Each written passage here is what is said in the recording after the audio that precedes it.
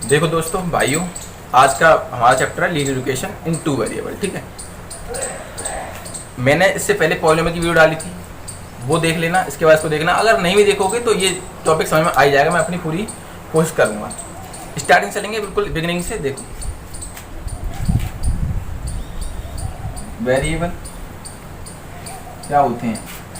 A B C, सारे A B C D वाले जो अल्फ़ाबेट्स हैं, लेटर्स हैं, वो हमारे वेरिएबल होते हैं।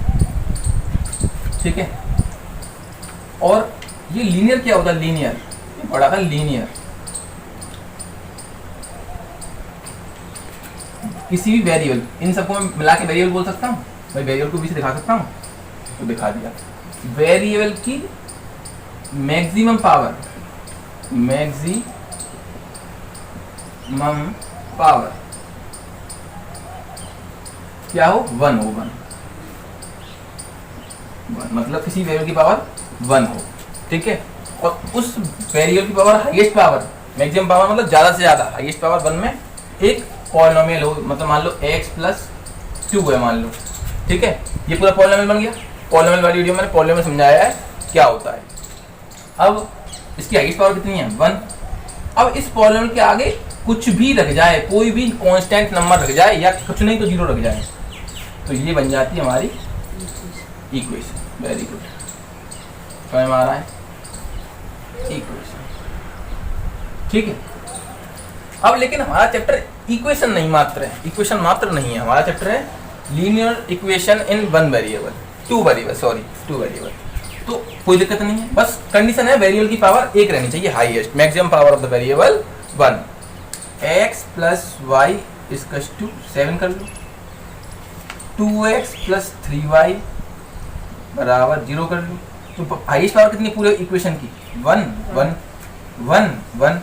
पावर सबसे बड़ी तो 1 ही है।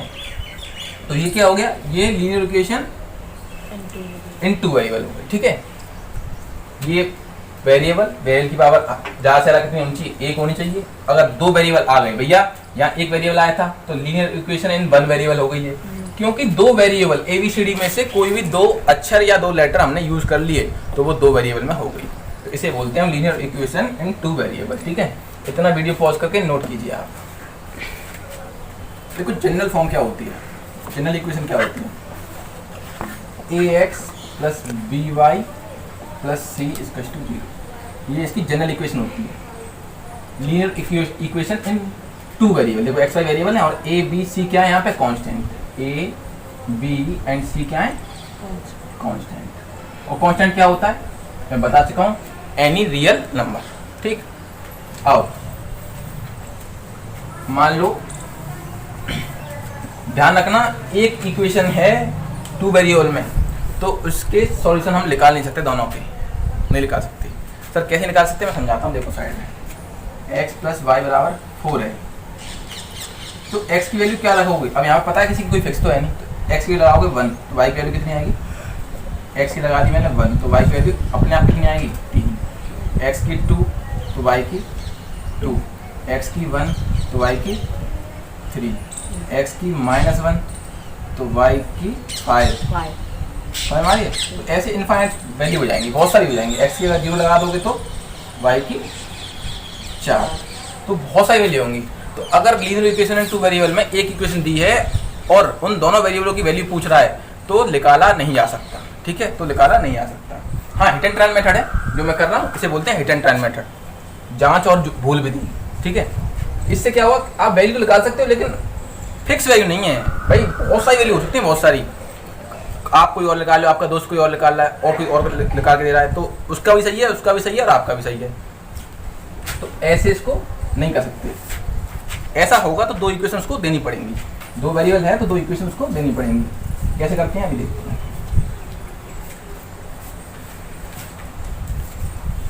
अब मान लो एक equation a1 x + b1 y + c1 = 0, ये इक्वेशन फर्स्ट है। दूसरी वाली a2 x b2 y c2 = 0, ये इक्वेशन सेकंड है। ये इक्वेशन फर्स्ट, ये इक्वेशन। ठीक है, अब इन 2 इक्वेशनों से क्या क्या हो सकता है? दो इक्वेशन सॉल्व करने पर आप सोचिए खुद क्या हो सकता है, या तो इन दोनों इक्वेशन से एक सॉल्यूशन आएगा, ठीक है, या बहुत सारे सॉल्यूशन आएंगे, या एक भी सॉल्यूशन नहीं आएगा। मतलब सॉल्यूशन मतलब एक्स वाई की वैल्यू, एक्स वाई की वैल्यू को क्या बोलते हैं हम, सॉल्यूशन। ठीक, अब देखो एक चीज बताना चाह रहा हूँ, बहुत इंपॉर्टेंट है। अभी ग्राफ को देखकर तो हम बता देंगे कि एक पॉइंट पे कट कर रही है या पैरेलल है या हुआ है। ग्राफ को देखे बिना इक्वेशन दी है हमें ग्राफ नहीं बनाना, ग्राफ नहीं दिया हुआ, हमें इक्वेशन दी है, तो इक्वेशन से कैसे बताएंगे। दो इक्वेशन दी हुई हैं और हमको बताना है कि ये कंसिस्टेंट है, इनकंसिस्टेंट है या पैरेलल है, ठीक है। तो देखो ये इक्वेशन दी हुई, मान लो फर्स्ट जनरल फॉर्म ली है मैंने, और ये इक्वेशन सेकंड दी है, ठीक है। तो हमारे पास कोफिशिएंट तो है ना इन सबके, तो लगा के देख लो। अगर ऐसा होता है a1/a2 बराबर नहीं होगा b1/b2 के, तो वो कंसिस्टेंट होगा, यानी एक सॉल्यूशन, एटलीस्ट वन सॉल्यूशन होगा, और वो सॉल्यूशन कैसा होगा, यूनिक होगा, एक होगा, अद्वितीय हल, ठीक है। और वो कैसा ग्राफ शो करता है, ऐसा कैसा ग्राफ शो करता है, वन पॉइंट को काटता हुआ करता है, ठीक है। तो ये पता लग गया, तो हम ये तो लिखा ही लेंगे, ठीक। और अगर ऐसा हो रहा है कि a1/a2 बराबर है b1/b2 के, ये अपॉन ये, और ये c1/c2 के बराबर है, तो क्या होगा, नो सॉल्यूशन, कोई सॉल्यूशन नहीं होगा। मतलब लाइन कैसी होंगी, पैरेलल, ठीक है। ये वन पॉइंट पे इंटरसेक्टिंग लाइन होगी, ये पैरेलल लाइन होंगी, समांतर रेखाएं होंगी, ठीक है, प्रतिच्छेदी रेखाएं होंगी। और अगर ऐसा होता है कि a1/a2 तो बराबर है b1/b2 के, परंतु c1/c2 बराबर नहीं है, फर्स्ट टू कोफिशिएंट तो इक्वल है, बट थर्ड वाला कोफिशिएंट इन दोनों के इक्वल नहीं है, तो तब होता है इनकंसिस्टेंट, इनफाइनाइट सॉल्यूशन होते हैं, ठीक है। इसका ग्राफिकल कैसा होता है, एक लाइन के ऊपर एक, कोइंसाइड लाइन रिप्रेजेंट करता है, ठीक है, एक लाइन के ऊपर एक। ये बहुत इंपॉर्टेंट है, बिना ग्राफ के हमें इन्हें देखकर पता चल जाता है इससे कि इंटरसेक्टिंग पॉइंट लाइन होंगी, कि पैरेलल लाइन होंगी, या कोइंसाइड लाइन होंगी, यानी कि एक हल होगा, कोई हल ही नहीं होगा, या अनंत हल होंगे, ठीक है। अब जब इनकंसिस्टेंट मतलब असंगत, असंगत बोलते हैं जब कोई सॉल्यूशन ना आए, दो इक्वेशनों को सॉल्व करने पर कोई सॉल्यूशन ना आए, मतलब सॉल्व ना हो, नो सॉल्यूशन,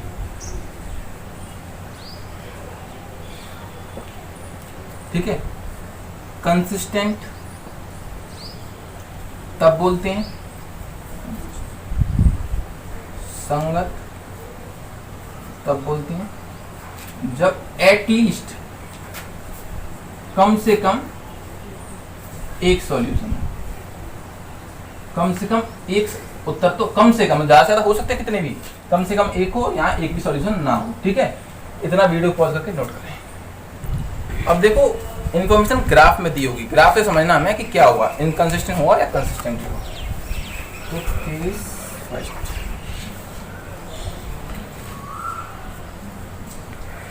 अगर कोई ग्राफ इसमें प्लेन में एक लाइन ऐसे जा रही है, मान लो ये रिप्रेजेंट कर रही है a1x plus b1y plus c1 इसका 0 को, और एक लाइन ऐसे जा रही है जो रिप्रेजेंट कर रही है a2x plus b2y plus c2 इसका 0 को। तो ये कितने पॉइंट पे इंटरसेक्ट कर रही है, वन पॉइंट पे, तो इसका क्या होगा, ऐसे ग्राफ का वन सॉल्यूशन, ठीक है, मतलब एक हल प्राप्त होगा, ठीक। अच्छा, कम से कम एक हल प्राप्त हो रहा तो कौन सा हो गया जी, कंसिस्टेंट है ना, संगत। केस सेकंड, दो रेखाएं ऐसे जा रही है, ये डिपेंड कर रही है a1x plus b1y plus c1 बराबर 0, a2x plus b2y plus c2 बराबर 0। तो ये दोनों आपस में पैरेलल हैं, तो जब लाइन पैरेलल हों, मतलब अभी तो मिली नहीं, आगे जाकर मिलने की भी कोई उम्मीद नहीं है, पैरेलल लाइंस कभी मिलती नहीं है, तो उनका होता है नो सॉल्यूशन, मतलब कोई हल नहीं, नो सॉल्यूशन, कोई हल नहीं, कोई हल नहीं, ठीक है। इसका एक अद्वितीय हल, इसको वन सॉल्यूशन को बोल सकते हैं, यूनिक सॉल्यूशन भी बोल सकते हैं, ठीक है, यूनिक सॉल्यूशन यानी अद्वितीय हल, हिंदी वाले बच्चे, ठीक है। इतना समझ में आ गया? इतना जगह नहीं है, पहले नोट कर लो। ये देखो केस थर्ड,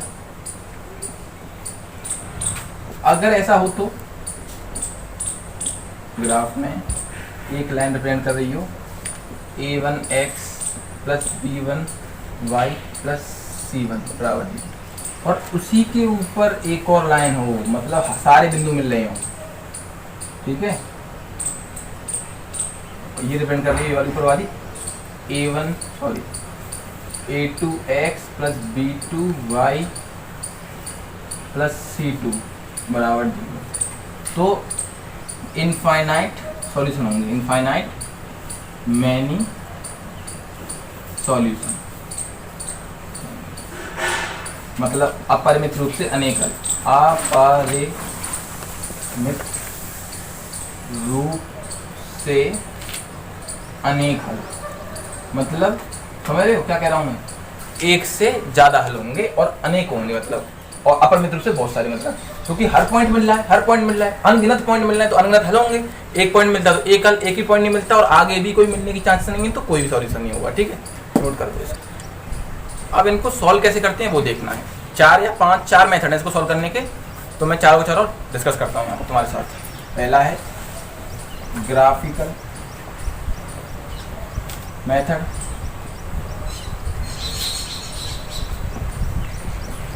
ठीक है।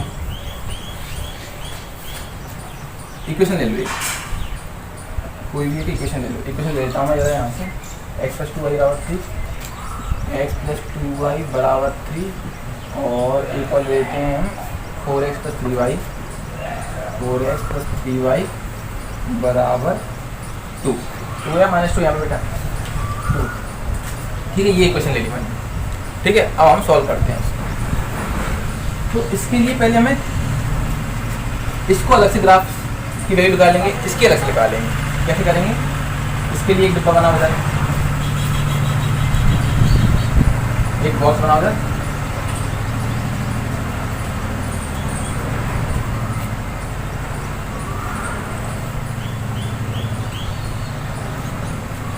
कम से कम 3 वैल्यू ले लेना, कम से कम। वैसे 2 भी ले सकते, 2 से भी काम चल जाएगा, लेकिन कम से कम 3 तो ले लेना। अब मैंने मान लो x बराबर 1 रखा, x बराबर 1 रखा, तो y की वैल्यू क्या आई? 1। अरे 1 रखेंगे, 1 घटेगा, 2 आएगा, 2 से डिवाइड होगा 1। x की वैल्यू ने रखी इस बार 3 रखी, तो क्या आएगा y की वैल्यू? 0। x की वैल्यू रखी -1, तो 2 आएगा, ठीक है। ऐसे ही इससे बना लो एक बॉक्स। अब ग्राफ कैसे बनाते हैं वो देखो, ध्यान से ना, ग्राफ समझना बहुत इंपॉर्टेंट है।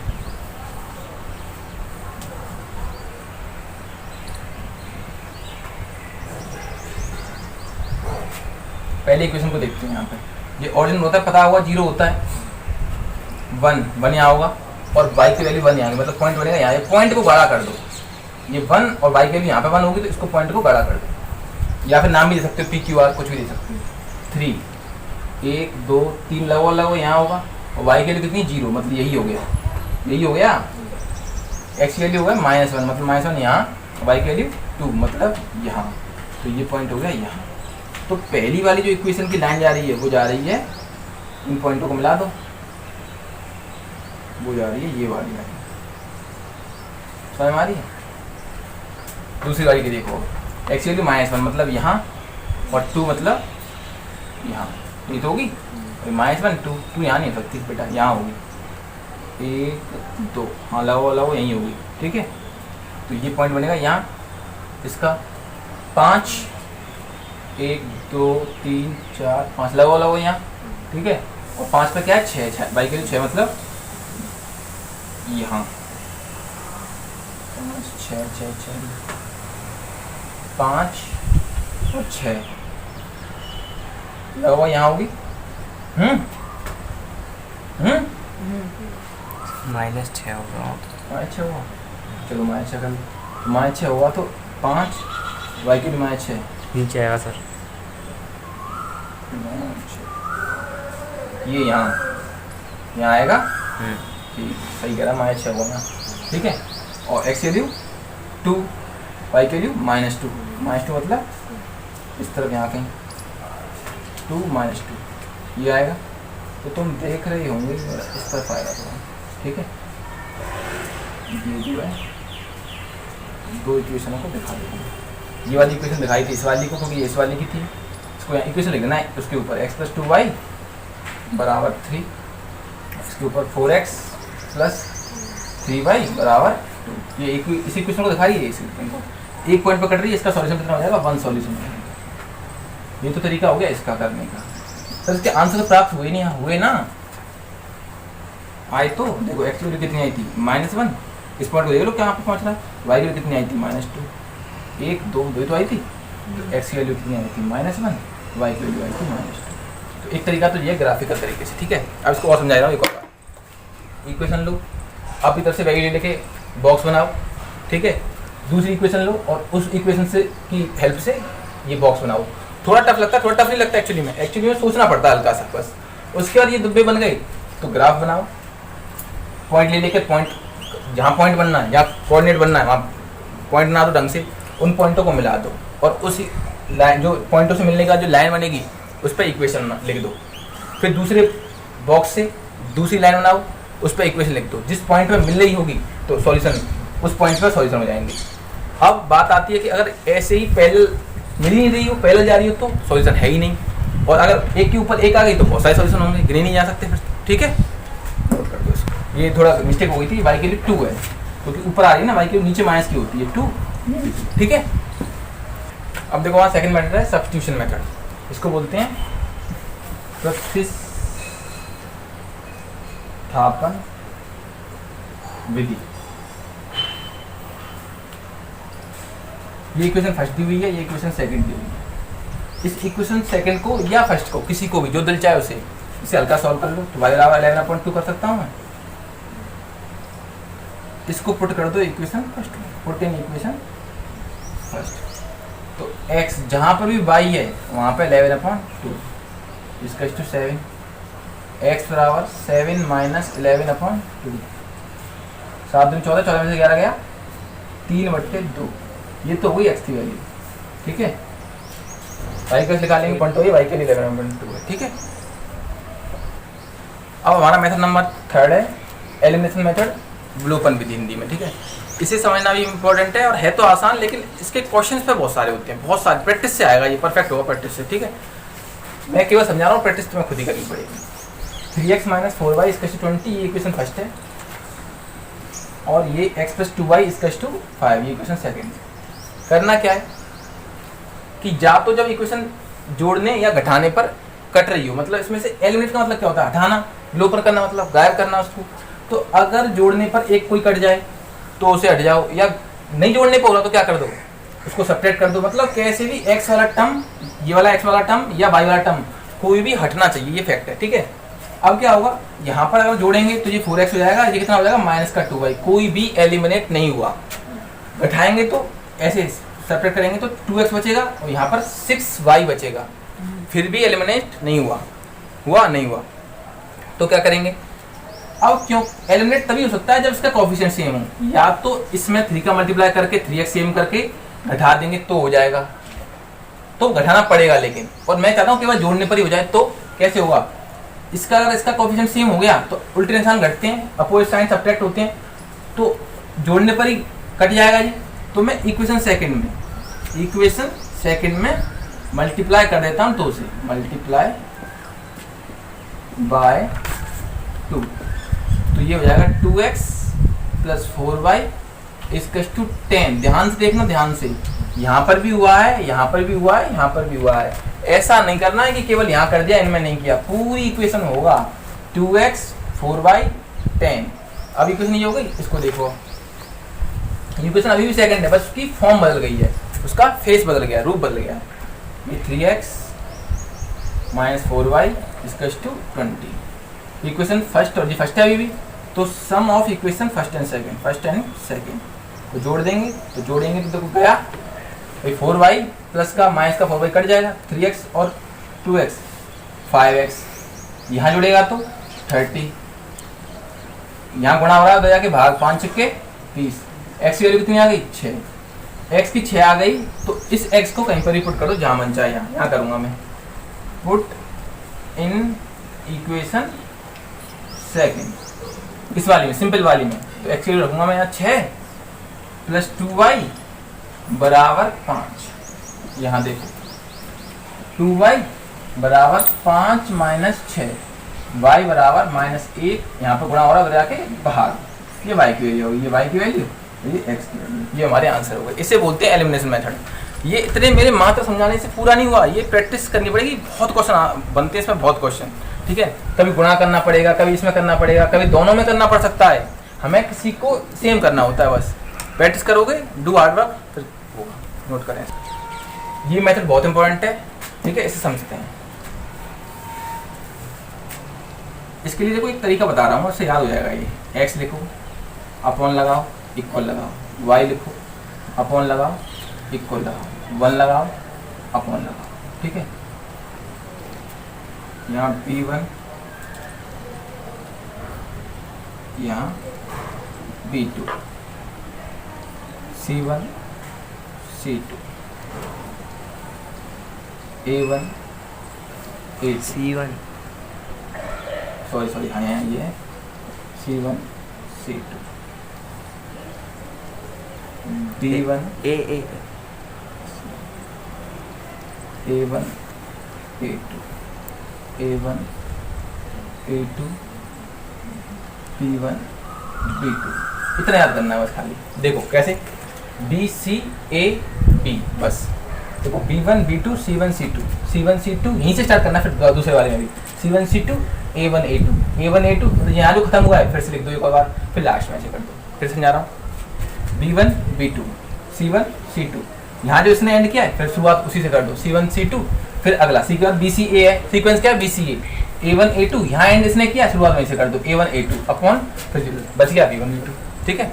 bca ऐसे है, इसका मल्टीप्लाई इससे और इसका मल्टीप्लाई इससे, ठीक है। इसका अब देखो x की वैल्यू होगी क्या, इसका मल्टीप्लाई इससे, इसका मल्टीप्लाई इससे, ऊपर वाले ऊपर की तरफ b1 c2 मल्टीप्लाई कर दिया, minus b2 c1 upon, upon में कौन सी वाली आएगी, ये नहीं आएगी अपॉन में, अपॉन में आएगी ये 1 के वाली, 1 के 1 अपॉन में ये है ना, 1 के अपॉन वाली। तो यहाँ पर भी ऐसी, इसका ऊपर से नीचे की तरफ और नीचे से ऊपर की तरफ, बड़ा अच्छा लग रहा है ना, a1 b2 minus a2 b1, बस ये होगी किसकी वैल्यू, x की।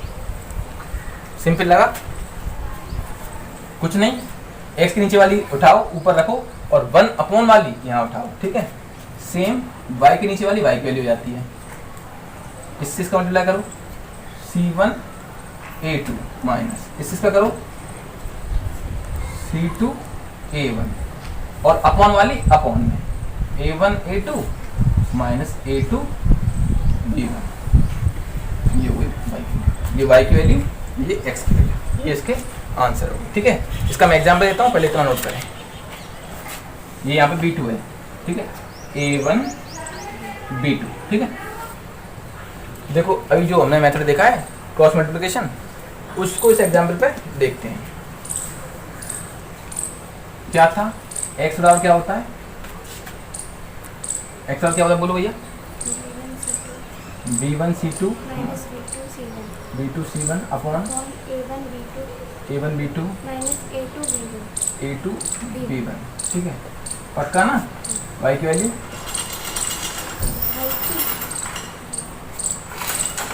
C1 A2 minus C2 A1 A1 B2 minus a2 B1, ठीक है। ये तो मैं याद कर लेना है आपको, तो सीख तो गए, लेकिन अगर याद नहीं भी हो, मान लो भूल गए, तो ऐसे निकालने में दिक्कत क्या आ रही है। देखो ऐसे x बराबर, देखो ये a1 है, ये b1 है, ये c1 है, ये a2 है, ये b2 है, ये c2 है, लेकिन ये c2 माइनस का है, तो इधर इधर होता है c, s के नीचे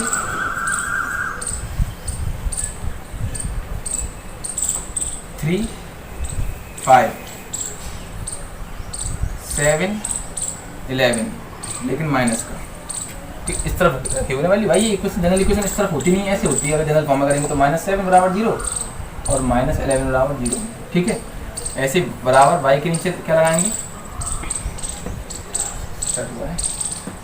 -7 -11 2 6 इसका 1 अपॉन वाली वैल्यू 2 6 3 5, तो एक्स की वैल्यू क्या होगी, 11-33 बट्टे माइनस 35, एक्स बराबर -33 कैसे आसान में 11-33 माइनस का 5-35, माइनस का 35 तो है ही, लेकिन बाहर माइनस, इसके अकॉर्डिंग बाहर माइनस, ठीक है 10।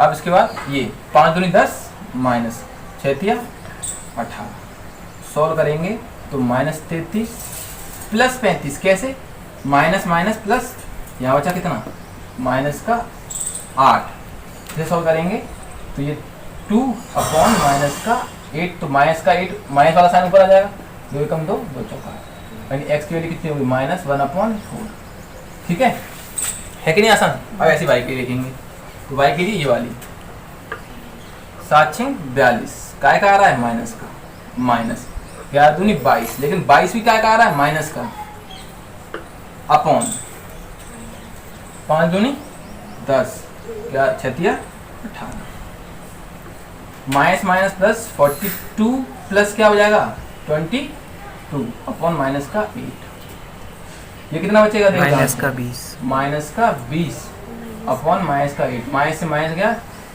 4 दूनी 8 4 पंजे 20, यानी कि 5/2, ये वाई की वैल्यू होगी। सिंपल है, इस मेथड को समझिए। ये हमारा लास्ट मेथड था, क्रॉस मल्टीप्लिकेशन मेथड, ठीक है।